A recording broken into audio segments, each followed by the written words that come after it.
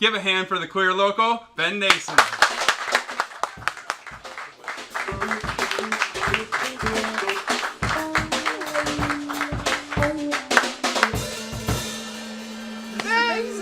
You're here! It's so good to finally be here. I'm so happy to have you here. And first off, I just want to say, like, up to the point of coming into this room today, I've been holding back tears. Yeah? Good tears. I've been so excited seeing you in your element because we share such a similar passion, and then seeing all these beautifully talented people doing such great things in Portland, like, oh god, I'm getting teary-eyed again. I can't help it. Yeah. It's so good to be here. Thank you so much. Absolutely. Ben, let's start from the beginning. Tell me about moving to Portland. Yeah, I'm from Manzanita. Mm-hmm. It's a town of 500 on the coast. Not much food-wise or culture-wise, or much going out there. Beautiful, but so I was a young in the closet gay boy coming to Portland right when I turned 18. I had a lot to learn about food and coffee and music and when I finally did, it's just over 8 or 9 years I've been here now, and I've always had such a passion of sharing experiences with people, and just falling in love with something and seeing that in someone else's eyes and getting them to fall in love with something as well. And I just didn't quite know how to, like, what to do with that. Yeah, I had no idea. Like, I never had a real passion. I can't play music. I can't sing worth shit. Like, and then I finally, 5 or 6 months ago, I realized I could actually do something. I can actually formulate my passion into something I can give back to the community that I love so much. Totally.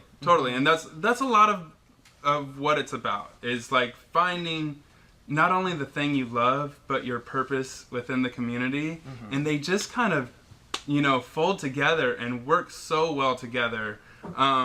For you, it's showcasing locations and events throughout Portland. And you said, how long ago? 5 months? Yeah. 5 months ago you started this. And now you're planning events.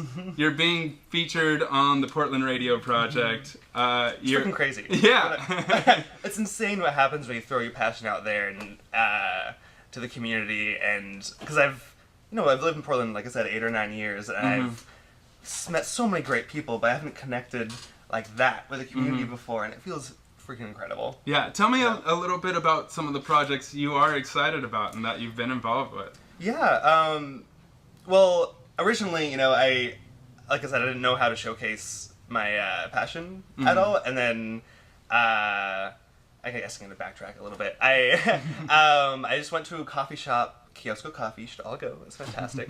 And I had such a great rapport with the owners, and I talked to them for like 30 minutes, and I really enjoyed their backstory, and they're literally some of the most genuine people I've ever met in my life. And the second I walked out that door, I was like, I need to do something about this right now. I need to tell people. I want other people to meet them. I want them to get business. I want everything. And so I made an Instagram page immediately, walking to my house, and I decided to go back a few days later and just take some pictures, get to know a little more, share their story, and from there, I've got picked up. Like, I worked with the folks at the Northwest Black Comedy Festival. It was incredible. Actually, best comedy showcase I've ever seen. It was really well done. Awesome. I was on the Portland Radio Project, interviewed at Soulful Saturdays, and now I'm here. I just honestly, like, I had no idea what to expect, and now I'm just kind of rolling with the punches. And like you said, like, it just surprises you. Like you never know what's gonna come your way. Totally. And as Bertoni was mentioning earlier, like it's important that as a creative artist you find your identity first. And you mentioned growing up in Manzanita as in the closet, and coming to Portland, you were able to embrace some qualities about yourself. Definitely. I remember the first time I came out to someone in person. She was my good friend from Olympia. She had gay friends. She'd not gay herself, but she was a little more comfortable with it. I told her I was on the Max.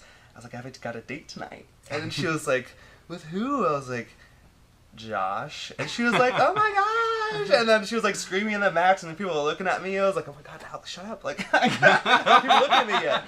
But now, you know, like, I'm proud. We're all a little queer on the inside, so. Well done. Thank you. I was trying to work that in somehow, so that worked out pretty well. And that allows you to give a unique perspective, you know? Yeah. And I think coming to Portland, I've always had trouble, you know, being my full identity in Southern California. Just, there was something not clicking. And coming up to Portland, and that whole concept of keep Portland weird, I was allowed to embrace the things that I think I would otherwise feel uncomfortable about, you know, in most cities. And that's one of the things that I love about this city is acceptance. And we embrace each other for who we are and what we bring to the table. So I'm excited that you're able to showcase that through your perspective, and you've got so much going on. For my audience, how could they find your page and keep up with you? Yeah, so I do have a Facebook page. It is The Queer Local's Guide to Portland. But I am most active on Instagram at TheQueerLocal. Yeah, follow me. I have no idea what's coming up. I'm just starting, but just, like, the amount that's just falling in my lap, just the community I'm already building, just being here, meeting all these great people, like... Yeah. I'm going off track right now. Yeah. I'm just so flummoxed and excited to be here. So please follow me, see what I've got going on. Like, I got all sorts of great local mom and pop coffee shops, restaurants you would never, or I would have never known of if I didn't just start walking, you know, for like 2 hours and just get lost in the city, right? Lost in Portland. Get lost in Portland.